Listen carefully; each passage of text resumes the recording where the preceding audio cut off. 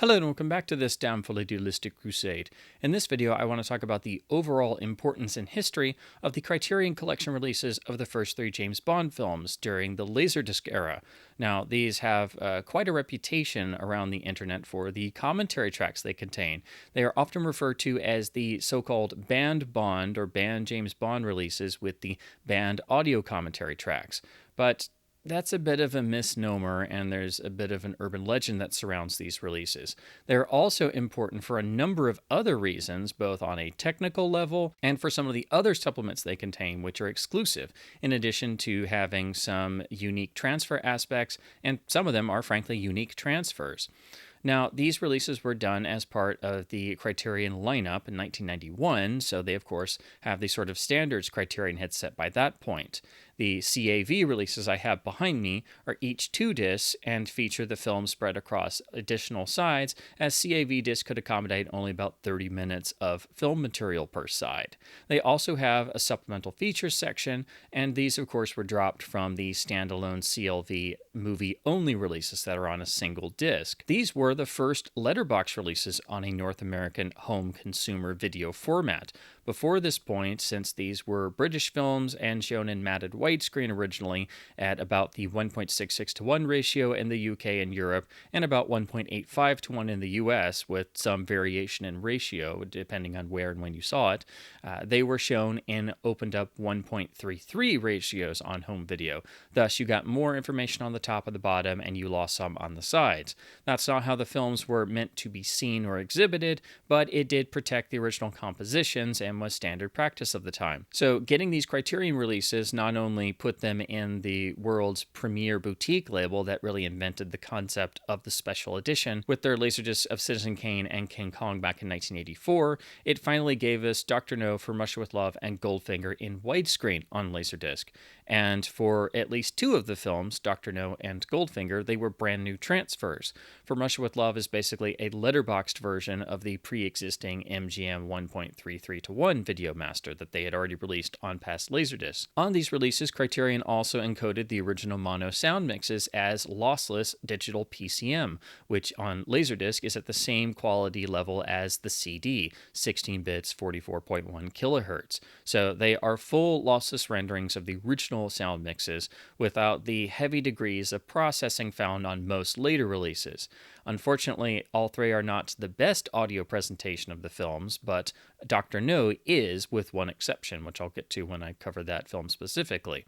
So each film was given basically the best treatment it could get by the world's premier boutique label, licensing from MGM UA. So Criterion went about their usual practice of making a supplemental features section, which usually concluded on the last side after the film ended, although this was before they had ironed that out, so 2 of these releases actually have extras at the end of different sides, which interrupts the film like a commercial. Thankfully, they quickly realized that was not a good practice and decided to make sure all the extras would be at the end of a film. But in any case, they had a variety of extras from 1960s James Bond-related commercials, promotional features done around the original releases, also a great deal of research in the form of essays and materials on text and picture slides, as that was the primary method of delivering additional feature content on the format. And with CAV, you're able to step frame through every part of a disc, and when viewing on a CRT, it's actually quite an interesting, nice experience to step through a Laserdisc text or image gallery with your remote. But they also went and gathered new materials from surviving original cast and crew members, and they also decided they were going to make one of their patented audio commentary tracks for each of the films. Criterion basically invented the process with their commentary on King Kong back in 1984, being recognized as the first audio commentary on a home video release. They were really the pioneers in this, and it was a form of supplement that it took a while for other studios to really get on board with. Even by this point in 1991, there was a good amount of the Hollywood industry that wasn't fully aware of the boundaries Criterion was breaking in terms of what consumers could expect on physical media releases. So the whole concept of a special edition or supplemental features wasn't exactly known by everyone. And this is where the problem really arises with what led to these releases being pulled and the sort of banned Bond urban legend. Now, when these releases came out, they contained audio commentary tracks with the original directors Terrence Young and Guy Hamilton, editor Peter Hunt, screenwriter Richard Maybaum, production designer Ken Adam, and others, of course, moderated by both Bruce Eder and Stephen J. Rubin, who were, of course, external historians not affiliated with Eon Productions. So when Cubby Broccoli, legendary head of Eon and sole producer of the Bond films since 1977's The Spy Who Loved Me, heard that there were these commentary tracks with basically a lot of the original crew legends speaking openly about the films and not necessarily giving the sort of accepted company line about everything, he was not really thrilled. And so Eon essentially requested that the commentary tracks be removed. This happened sometimes in of course, the early days of home video, but also can still happen today. There are extras that either never get released or get removed for various reasons or censored in some way. And this was also before the notion of putting a disclaimer on a video release saying, the interviews and thoughts of the people on this release are not necessarily those of the company or studio who owns the film and must be considered as such. So that disclaimer did not exist, and this is a case that basically, I think, sort of invented that kind of concept. But of course, the Laserdiscs had already been produced in terms of what was available and put out on store shelves. And so you couldn't physically remove the commentary track, which is on one of the secondary analog tracks of these releases, without basically redoing the entire disc, and they had already printed, I think, the sort of first run of copies. So what that meant is essentially Criterion had to cancel the other print runs, and so the copies that were already out in circulation or on store shelves, that was it. And so they had to essentially then just carry on with their normal practices of making the standard movie-only CLV release. That looks like this. This is the CLV movie-only release of Dr. No from the Criterion Collection, released a couple months later with the same cover artwork and the Criterion banner.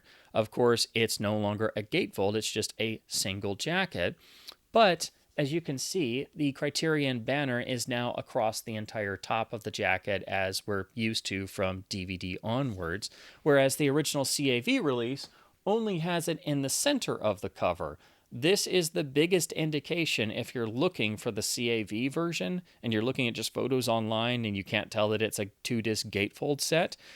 Your biggest indication that if you're just seeing a cover photo that you've got the CAV or CLV, the CAV editions all have the Criterion bar only in the center of the top of the jacket, whereas the CLV editions without any of the supplements, with just the movie, they have it across the whole top.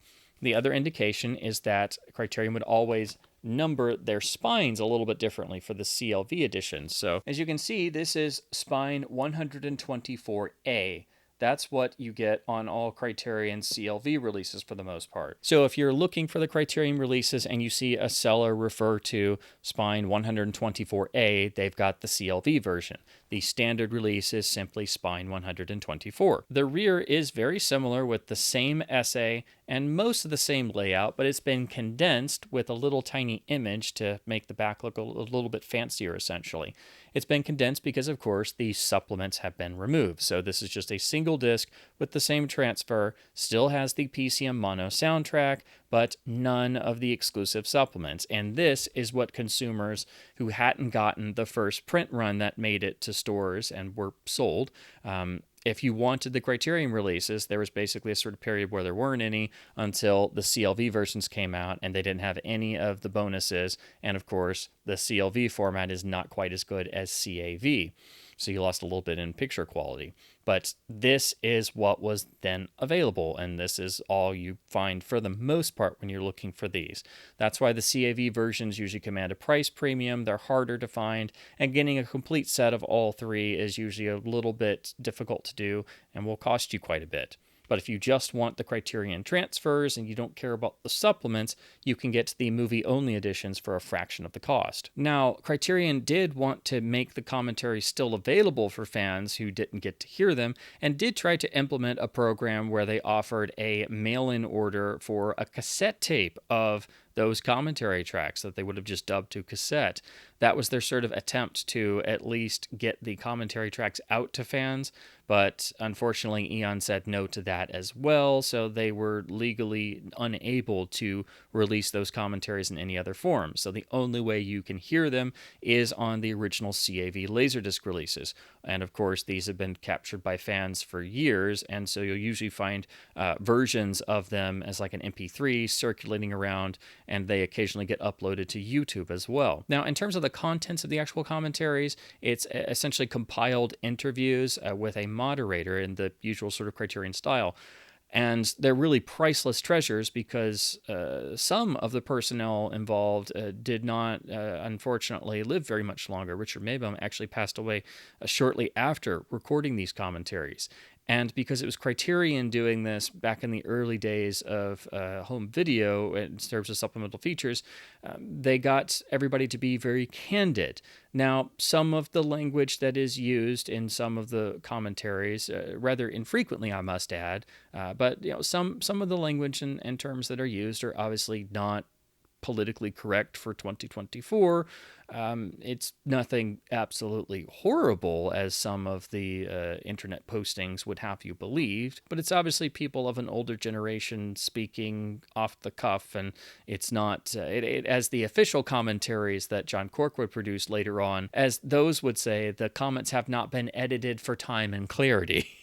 But I don't think that was Cubby Broccoli's concern at all. I think he just felt that the interviews were probably too much inside baseball, and there was always seemingly a desire on Eon's part to not have a lot of production information get out, such as, Dr. No being a miserable shoot because they constantly got rained out in Jamaica and they had no money because it was a very small production. Things like that, the hurdles they had to get over. And that makes these tracks all the more insightful and important and priceless for us Bond fans who revere all of these people and never got to meet them, of course. And so imagining being like a fly on the wall when they're getting to watch a video master of these three films in the early 1990s and basically realize, you know what? We really did great work. These have actually lasted. I can't believe it.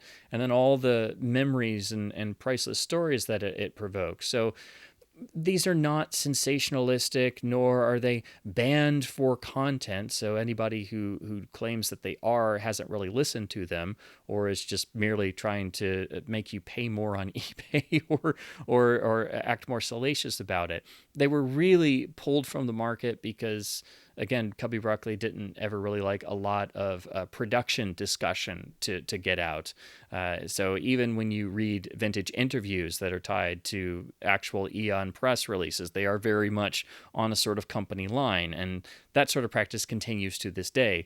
Every really good Bond history book or Bond research project is always an unofficial one. Eon doesn't like to really cooperate with that type of stuff, so historians and archivists have to do all their work basically solo. Stephen J. Rubin had to do that throughout the 1980s, and I'm sure his involvement with these commentaries probably didn't improve Cubby Broccoli's mood. Not that Rubin ever did anything to cause any sort of bad blood, but I think had he known that Criterion was going to do this, he would have just preferred it to be at least done with his approval and maybe, editing a few things or just doing away with the commentaries. So that's all it is in regards to the actual commentaries and their supposed banned status. They were never banned from the market. They weren't banned because of content. They were simply pulled at the request of the producer and head of Eon Productions because he didn't like the idea of it being a very unfiltered, raw discussion of production elements. But because these are the legends of the series talking about things openly, I mean, they're absolutely priceless. And again, Richard Maybaum died shortly thereafter. Terrence Young died in 1994, so he died shortly after. And of course, neither of them were around when John Cork actually got to start making the official extras starting in 1994 and 1995. And Guy Hamilton was at least around for that, and so was Peter Hunt, but they also were, again, they had to be edited for time and clarity. I love how Cork always put that. That was a very polite way of basically saying we also have to make sure it kind of toes what the Eon line is at present. So the official materials that he produced in terms of the extras are, of course, priceless and the backbone of a lot of James Bond scholarship, but they're never quite as wonderfully off the cuff and like you're in the room with the person in the same way that the Criterion commentaries are. So the Criterion commentaries are priceless treasures. They're worth their weight in gold. And if you look at a lot of the works cited of James Bond materials now, especially the indispensable Some Kind of Hero book, if you look at the works cited, they have to cite these commentaries for information and quotes all the time. So these 3 commentaries, just in Some Kind of Hero for the 3 chapters on the 3 films, a lot of the work cited is Criterion Laserdisc commentary, Criterion Laserdisc commentary, Criterion Laserdisc commentary. So these are invaluable treasures. So thank goodness Cubby Broccoli wasn't able to get all of the copies off the market that had already been sold to stores or sold to consumers.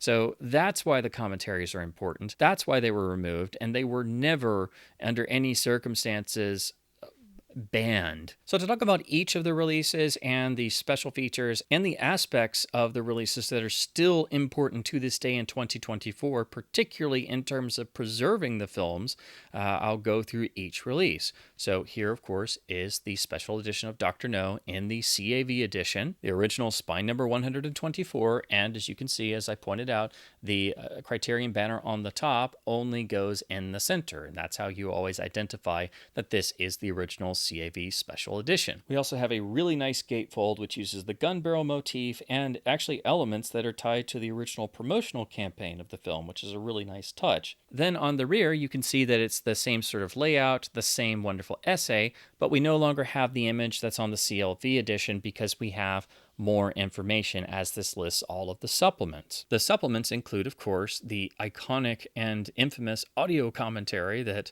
has been misrepresented for all these years. The Dr. No dossier refers to the supplemental features section in both text stills, image stills, and bits of the other supplements mixed in. This also includes the original trailer, which also has digital PCM audio. It has vintage television commercials with James Bond spoofs from the 1960s. It goes on to, of course, also credit that this is the first widescreen release, which Criterion would always refer to what we now know as letterboxing as videoscope. That's what they called all of their widescreen releases, and that this is in the full feature format of CAV, which of course allows full stopping on each and every frame of the disc, and this of course is still to this day the finest way to study a film with instant access. But what's truly important about this release is the fact that this includes an isolated music and effects track. And why that's so important for Dr. No is that Monty Norman's actual film score has never been officially released. The album from 1962-63 is merely selections of essentially calypso music and island music, some tied to the film, including versions of Underneath the Mango Tree, but the actual film score has never been released. And of course, the score was recorded in mono with more limited fidelity as it was a lower budgeted production. And it's not the traditional sort of James Bond score outside of the iconic theme, which was completed by John Barry. And of course, there's the whole sort of back and forth and legal battles about who actually wrote the James Bond theme. But essentially, Monty Norman wrote the basic theme, and John Barry did the orchestration. And quite frankly, they should have at least been able to share credit, because without John Barry, the theme would not be what it is. But I do really enjoy the Monty Norman score. I think it has been quite bashed about by fans for too long. I think it's extremely underrated. But also, Peter Hunt in his editing does do a lot to try and improve it and make it fit the film better, because it's not quite the James Bond flavor in certain elements throughout. But it is a good score for what it is. There certainly could have been a far worse score that they got for a low-budget first film. But since the score's never been released, this isolated track is worth its weight in gold. It's just as important as the audio commentary. Unfortunately, they had to use seemingly the source stem that would have been used for making foreign dubs. It's unknown if the actual tapes for the original score still exist, as it's never gotten a release. No one's really ever done anything. They've only done reissues and the 2003 remaster of the album, which is entirely different. So you have to go to this track, which is on analog track 1. Analog track 2 has the commentary, and the digital track has the mono mix, the actual film soundtrack. So it's obviously limited in quality because it's on Laserdisc analog, which is a bit noisy and not the best for fidelity. But the actual source they used is pretty high quality and has some notable differences. Some of the music cues are actually missing. Some of the extra placements of the James Bond theme are missing, which indicate that those may have been done more last minute. Some of Norman's music cues are heard more in full or aren't as obscured because there's no dialogue over them. And also, there's an extra cue I found that is actually exclusive to this and isn't used in the film. So there's a little tiny piece of extra music that's only here. And of course, this is mixed in with the original sound effects, so it's not a clean transfer of the actual music itself, but it's the best and only iteration we have. And I think that makes this doubly important. So people always just talk about this release for the audio commentary, but it is so much more important than that because you've also got to look at this as our only source for Monty Norman's score. But that's not all. This was a brand new transfer. Of course, it was also letterboxed. And when you look at the home video releases of Dr. No across different iterations, and you look at the color timing and appearance, and you try to figure out which one is perhaps the closest or approximates an original 1962 dye transfer Technicolor release print, which is the best that money can buy, and the also feature color that never fades, so they're always used as reference materials in modern restorations when it was a well-made and well-preserved print, of course. When you start looking at all the video editions, and you can actually then compare to dye transfer elements, this is about the closest you can get in terms of overall color timing and appearance. And at this point, when they were doing transfers, they couldn't really manipulate elements in the way that they can now. So this is a relatively hands-off transfer as well, which is a really nice time capsule piece too. It is matted at about 1.75 to 1 in terms of the aspect ratio, which puts it somewhere between what this probably would have been seen in terms of the original UK and US releases. But again, ratios could kind of vary for matted films depending on where you saw it. So it's an acceptable ratio for this, and still better than the first widescreen DVD releases, which were 1.78 and not framed very well. But this has a really fantastic picture and is arguably the most accurate of any home video release, regardless of it being a dead media format. But even more important than that, even if you find that questionable, the PCM rendering of the mono soundtrack is the best fidelity for the original mix you can find on any release of the film ever.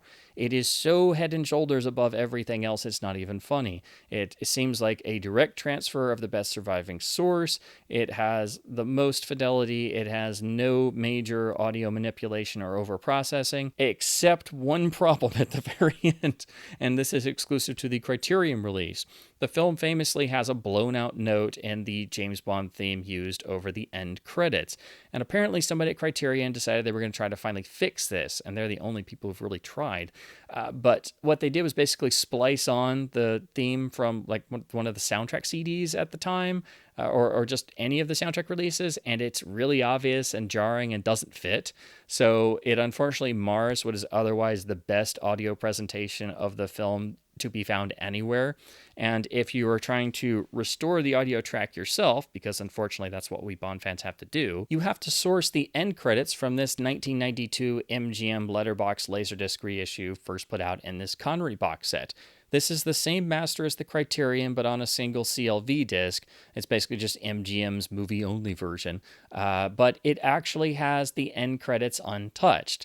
Unfortunately, the rest of the track has a little bit of audio processing, so it doesn't sound as good as the Criterion, which sounds left alone. So you have to take basically 98% of the Criterion audio, and then like the last 2% or less from the MGM and put them together, and then you have restored the original mono mix of Dr. No as best as humanly possible. And then lastly, again, I'll mention that, as I alluded to before, Criterion did include supplements, but this was before the point they realized that they needed to make sure they were all at the end of the film.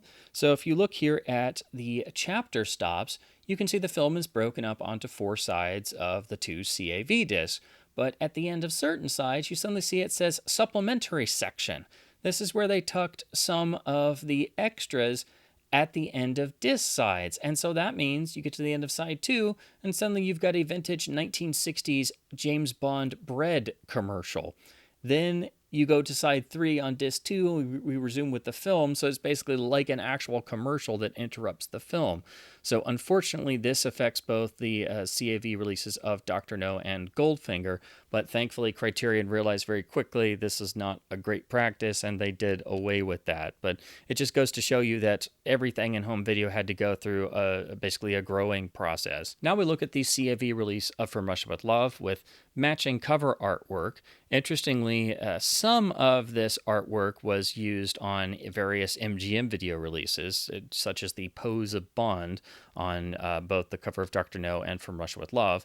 And then we have some scattered images done in the same style. And this is reminiscent of what you'd see on Criterion releases from the late 80s, early 90s. So this fits in with their sort of art design at the time. These were done at slightly different times. So Russia's spine number is 131. We have a beautiful gatefold using original imagery. We have a production still of Connery as Bond firing the flare gun. Where there's smoke, there's fire. And of course, a beautiful reproduction of some of the original premiere door posters with the iconic and best promotional phrase, James Bond is back. The rear has the same design as we saw in Criterion releases of this era, except with the same sort of light purple or almost lavender background color. Of course, this is in videoscope, as evidenced here by Criterion's little logo. So this was the first widescreen release of the film, also framed at about 1.75 to 1.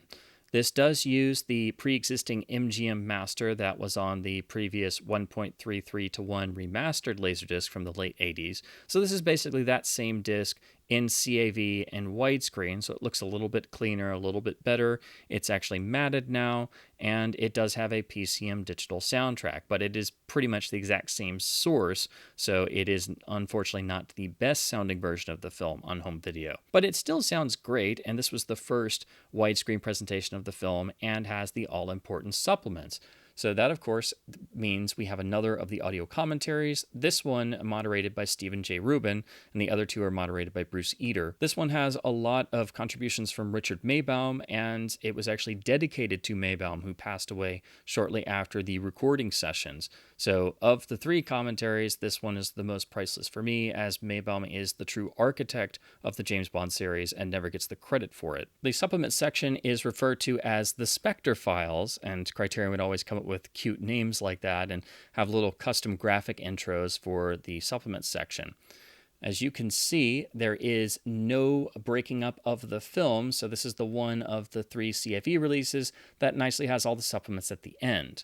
The Spectre Files is basically a lot of images and text stills. There's no major video content in terms of supplements, but the actual text and image gallery is substantial, as most Laserdisc releases would have quite a lot of text and info slides, along with a substantial image gallery. Again, this has a digital PCM soundtrack of the original mono mix, and it has the famous commentary on one of the analog tracks.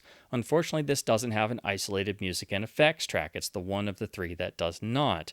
And since the Russia score has never been released in its entirety, that's actually a quite important thing to have. As I said before, this is not the best sounding version of the original mono mix, but it is a very good one for the most part, and it's basically just a letterbox CAV version of the pre-existing MGM master that was not in widescreen, but given the full Criterion Deluxe package with supplements. However, if you want the film with the best audio presentation of the original mono mix and the all-important isolated music and effects track, it's actually just adjacent to this release and will cost you far less because most people don't know any of this stuff exists on this release. So you have to switch over to the same 1992 MGM Letterboxed reissue of the film made after the Criterion releases. This was first put out in this Connery collection with the first 3 films. This is still very easy to find, very common, and very inexpensive. This was actually one of the first Laserdiscs I ever purchased, and it cost me less than $10. This has a single CLV presentation of each film, a nice enough box, and a nice insert. But what's not credited, and what you find out only by accident, is that From Russia with Love does include an isolated music and effects track on the analog track. So this is how you get the complete score for From Russia with Love.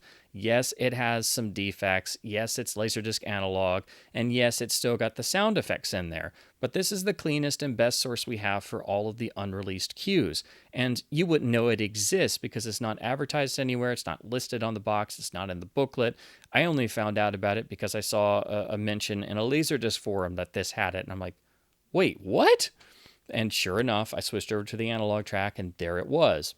But just as important, the digital track on this release is the best source of the original mono mix of the film.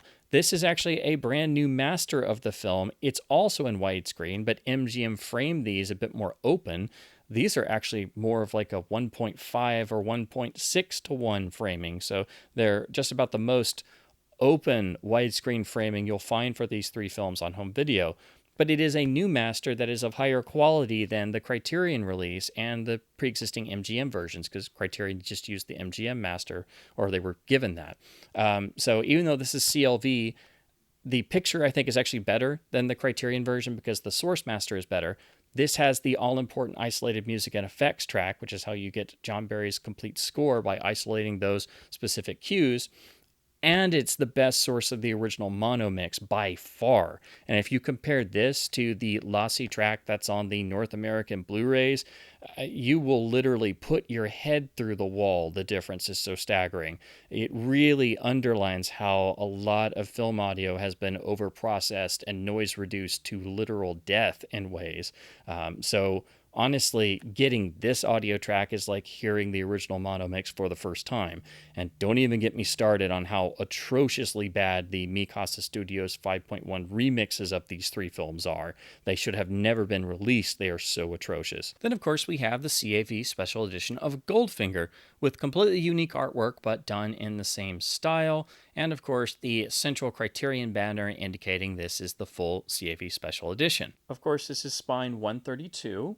And Criterion opted to do a really spiffy gatefold attempt by using a version of the iconic Golden Girl artwork that was used on all the original publicity campaign materials.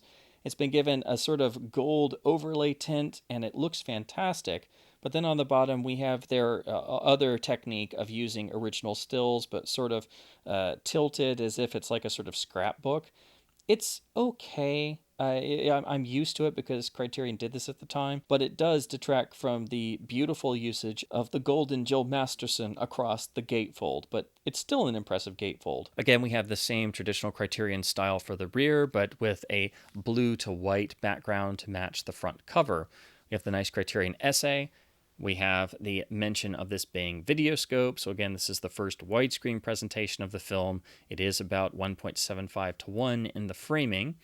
And of course, we have the film spread on 4 sides. Again, unfortunately, interrupted by tucking some of the supplements at the end of certain sides, but most of them at the end of side 4 under the program beautifully entitled The Goldfinger Vault. And it literally starts with the vault door of Fort Knox opening up, like you're being led into the vault of restricted information. The supplements do include the original trailer with PCM audio, a vintage commercial with PCM audio, and then tons of text slides, essays, and tons of stills. Of course, we have the famous audio commentary, which for me has the most hilarious but also the most obvious this is not a sanctioned commentary moment ever, because Peter Hunt at one point is talking about the charisma Sean Connery had at this point in 1964 at the height of Bond mania and the sort of sexual magnetism he kind of just naturally had, and it just at one point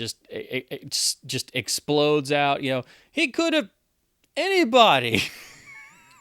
And of course, let you fill in the blank. And of course, it's Peter Hunt saying it. So it's in his wonderful voice. So it cracks me up every time. And now that I know that it's coming, it's like, okay, yes, it's definitely, that's the moment where you go, yeah, that wouldn't be in an official sanctioned commentary. But that's the one where you just kind of have to laugh, and you just go, okay, yeah, that I get why they didn't want that on an official commentary, but you got to admit that one's funny at least. So that's the one that always gets me. This again is moderated by Bruce Eder, and of course, Guy Hamilton is interviewed here instead of Terrence Young, as we had the director switch. But this has the all-important commentary on one of the analog tracks. But this being Goldfinger, we have the isolated music and effects track on the other analog track. And this is crucial because the entirety of the Goldfinger score not only has not been released, but even the team at La La Land Records, on making the new 60th anniversary score restoration CD this year that I've reviewed and is absolutely stupendous, they were not able to get the complete score tapes. It's possible that they are not only lost, but may not even exist. So all we have are the album tracks. So that makes this isolated music and effects analog backup track worth its weight in literal gold. Plus, you don't have the dialogue over things, so you're better able to study Norman Wanstall's Oscar-winning sound effects and realize that he was a genius in his field. And he has publicly said how bad the Mikasa Studios 5.1 remix of Goldfinger is, and basically questioned why anybody would mess with that. And I fully agree, the 5.1 remix of Goldfinger is an atrocity. Don't listen to it ever. But I would use this isolated music and effects track, in fact, I would use all three of these, in a college course teaching the genius art of sound design that is so often not looked at. Because Wanstall's effects, I think in particular, most of all, his sound effects during the final climactic fight between Bond and Oddjob inside Fort Knox is exactly what won him the Academy Award that year. It is some of the finest sound mixing ever done, to go along with his incredible work on the train fight and From Russia with Love, which is another symphony of sound effects. But you get to really examine that here. But you've also got John Barry's score without the dialogue over it. And while it's Laserdisc analog, the quality isn't the greatest, it's a lot better than you'd think. And this is your best source for getting all of the cues that are unfortunately not on the soundtrack release. And frankly, this is all we have. And I know the guys on the La La Land team, and they did actually look at this in terms of maybe seeing if they could use it for their new release, but they deemed it wasn't of sufficient quality to be able to use. But even they had to go to this because this is all we have. So again, this is important for the commentary track, of course, and its unique status and having nice supplements, but this is just as important for the isolated music and effects track, because while we know Dr. No has never gotten an official release, so that disc is important, Goldfinger is arguably the most iconic of all James Bond scores. And this is your only source for the cues that aren't on the official soundtrack release. So this is worth so much just for the analog tracks in terms of preserving aspects of the film. Now, what's really interesting about the actual transfer found on the Criterion Goldfinger release is that it seems like a completely unique video master. It is, of course, widescreen, matted to about 1.75 to 1, but has different color timing and actually shows changeover cues, which indicates it's some sort of release print instead of like an enter positive. You see the changeover cues on some of the other films, particularly on Dr. No, and that master was also used on the MGM reissue afterwards. The Goldfinger master on this Criterion release seemingly did not appear on any other version. It looks slightly different to all the MGM versions. It looks slightly different to the versions that came before. It also has a lossless PCM digital rendering of the original Oscar-winning mono sound mix. But unfortunately, it's not the best sounding version. It's got some issues of its own. If you want the best sounding version of Goldfinger's Academy Award-winning mono original sound mix, you have to go back just a little bit further to the 1988 MGM release on VHS and Hi-Fi and analog on Laserdisc. This master was in 1.33 to 1, so it's opened up a bit, loses some on the sides, and is not the intended aspect ratio, but it's still very much watchable. The overall color and contrast is not the greatest because it's been brightened up a bit because this was done for CRTs of the time. It's not as polished as the Criterion Master and then the later MGM widescreen reissues and the CAV box set remaster, of course, in 1994 for the film's anniversary. But this is how you get the original mono mix with the least amount of any sort of processing. This has the greatest fidelity for Goldfinger's mono mix you can get anywhere. It doesn't have the stereoization of the title song that MGM would do throughout the 90s, and sounds better than every other version of the film you can get on home video, including import versions. You have to go all the way back to the 1988 analog master, and the Laserdisc is analog, so technically the VHS Hi-Fi is a superior system, and if you have a good quality tape, it's actually better than this Laserdisc. So I had to purchase this sealed copy on eBay for the film's 60th anniversary. So yes, I had to buy a sealed VHS copy on eBay just to capture and check the audio, which is actually the best of the two, in 2024. This is what I did for the film's 60th anniversary. This is what my life has become.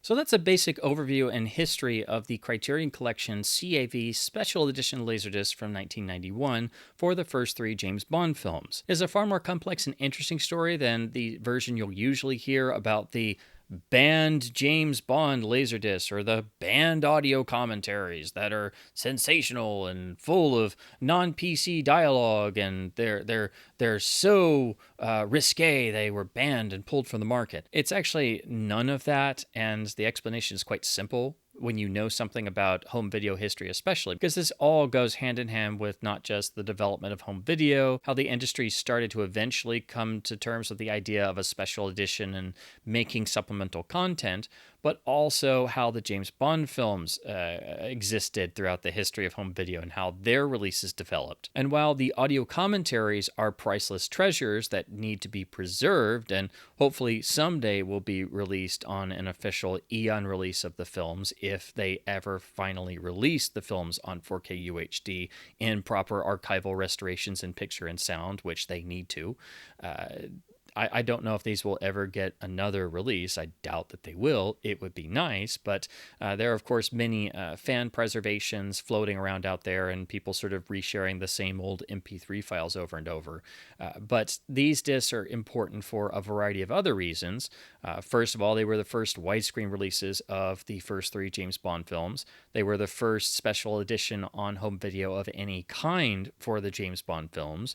The supplemental features are the first of their kind in terms of the James Bond films on video. But these releases have unique transfer aspects. Two of them have unique picture transfers that were different to what came before. They have digital audio, which these films did not have before on home video. I think the version of Dr. No on this release in terms of picture is probably the most accurate of any home video release. The audio of Dr. No on the Criterion release is the best version and presentation of the original mono mix you can get anywhere, except for the end credits that you have to source from the MGM box. So I definitely recommend all fans get the MGM box. The Dr. No release has the isolated music and effects track, which is just as important as the commentary because it's the only source we have for Monty Norman's score and has some notable differences to the final film mix. The disc for From Russia with Love is, of course, the first widescreen presentation, the first special edition, and has the all-important audio commentary track. The MGM release, of course, you need for the overall best presentation. And again, this has the isolated music and effects track. So you need this set to supplement these three. This is just as important for different reasons. And of all of these, you can get this most anywhere for only $5 or $10 because it was a common release and people have no idea what they actually have. And for Goldfinger, you have an exclusive picture master that seemingly was never released again, and the exclusive audio commentary that's so important, the first supplemental features section, the first widescreen transfer, and yet again, the all-important isolated music and effects track that is worth its weight in gold, and at present, seemingly the only source for the non-soundtrack album John Barry cues from his Goldfinger score. And again, if you want the actual audio of Goldfinger in terms of its original mono mix and its best fidelity, you need to go to dead media formats because you have to use the 1988 video master, and preferably the hi-fi track from a sealed, never-before-run VHS tape. You can't make this stuff up. Studios and rights holders, I'm of course referring to you, Eon Productions, need to actually care about preservation and also archivally minded presentations in both picture and sound. The entire original James Bond series is in dire need of restoration, especially for the original audio tracks. So there you have a basic overview and history of the Criterion Collection James Bond Laserdisc releases in their original CAV edition Laserdiscs, the so-called banned Bond releases that are infamous among the James Bond fan community, even if most fans have never actually owned a Laserdisc player or seen these releases in person. I've covered these releases before when I talked about my James Bond Laserdisc collection, and I thought this information was pretty well known, but it seems to only have been within the Laserdisc collecting community that it's pretty much common knowledge the difference between the CAV and CLV versions, and that the transfers have unique and important aspects. But even among the LD community, I don't think people are really aware of the isolated music and effects tracks and why the MGM releases around the same time are also just as important, and how the Criterion releases are kind of joined at the hip with MGM because they kind of shared some elements and things. So hopefully I've been able to shed some light onto this for those of you who have heard about these or been curious about these or maybe thought about getting these for your own James Bond or Laserdisc collection. These are really important pieces of the James Bond series history and also the video history most of all. But these are crucial for being able to preserve certain elements of the series. It goes far beyond the importance of the priceless commentaries. That's just part of the appeal. These are important along with the MGM releases at the time for preserving the audio tracks of the films and also for preserving the scores of the films, as these are really our only sources from more of a sort of master source for all of the unreleased music from these three films, and particularly the entirety of Monty Norman's Dr. No score, except for the two or three pieces that are missing from that isolated track. So these releases are really worth their weight in gold. They're important for many reasons, not just for the infamous audio commentaries, which themselves shouldn't really be regarded as infamous. The actual history behind them is quite understandable once you know at least more of the actual story that happened. It's just been the internet sort of building this up for years and years and years, with people just repeating the same things that aren't really informed pieces of information. So hopefully I've been able to clear some of this up and also explain why the commentaries and overall why the Criterion releases are so important and why they're still crucial to this day in 2024. And if anyone is going to attempt to restore the first three films without having any sort of other original elements than the basic camera negative to work from, why you're going to have to use elements of the Criterion and MGM releases of the late 80s and early 90s to restore elements of these films, especially the audio and, of course, the soundtracks. So as always, I hope my babblings about the world of James Bond and, of course, James Bond on physical media and home video has been at least somewhat fun and informative. I put this together because I've been seeing a lot more discussion about the Criterion Laserdisc since a lot of people have been introduced to aspects or selections from the audio commentaries more recently. Again, I thought this stuff was pretty much common knowledge among Bond fans and Laserdisc collectors, but apparently it's not. And also a lot of other people who are not really major Bond fans or obviously not into collecting Laserdiscs, this is all news to them. So I wanted to try and put together something to cover all aspects of these releases and why they're important, in addition to explaining the story of the audio commentaries and why the original CAV releases were pulled from store shelves or the other print ones were not completed, and also explain why the releases are so hard to get and much pricier, and the difference between the standard release CLV versions and, of course, the ever important CAV special edition releases. So as always, please keep supporting your local stores by hopefully being able to pick up some lovely Laserdiscs, and maybe you might stumble across some of the Criterion Bond editions in the wild, but more likely you're going to be searching eBay and trying to get them one at a time at a decent price. It will take you a while, but they do pop up at a decent price, but you will have to be patient. Otherwise, you might be paying $50 to $100 per title. It just sort of depends on what the market is at. But if you're patient, they are usually between the $25 to $50 range each and are worth so much more than just picking them up for the famous commentary tracks. As always, keep your disc spinning, keep your Laserdisc players going to keep enjoying the magic of the Laserdisc format. Keep bonding, and as always, thank you ever so much for watching.